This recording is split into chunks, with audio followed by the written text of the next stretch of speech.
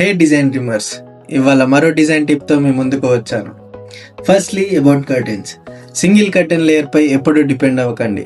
Soft daylight and privacy కోసం sheets and deep relaxing sleep కోసం blackout curtains use చేయాలి. Curtain track window కంటే 6 to 8 inches పైకి fix చేయండి and కొంచెం విడ్త్ ఎక్స్టెండ్ చేయండి. అప్పుడే రూమ్ హైట్గా కనిపిస్తుంది అండ్ లైట్ లీక్స్ కూడా తగ్గుతాయి. Secondly, use clothes.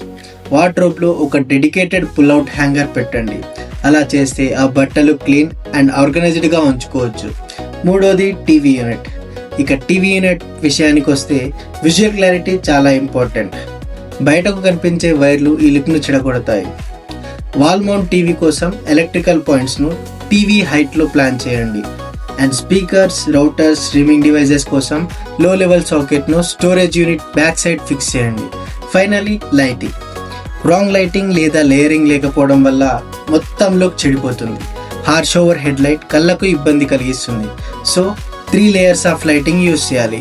సాఫ్ట్ కో లైటింగ్ వామ్ గ్లో కోసం, బెడ్ సైడ్ స్కాన్సెస్ రిలాక్స్ అవ్వడానికి అండ్ ఫోకస్ లైట్ రీడింగ్ కోసం యూస్ చేయాలి. So plan it accordingly. Video నచ్చితే లైక్ చేయండి, ఇంటీరియర్ ప్లాన్ చేసే వాళ్ళకి షేర్ చేయండి. మరిన్ని టిప్స్ కోసం మా పేజ్ని ఫాలో చేయండి.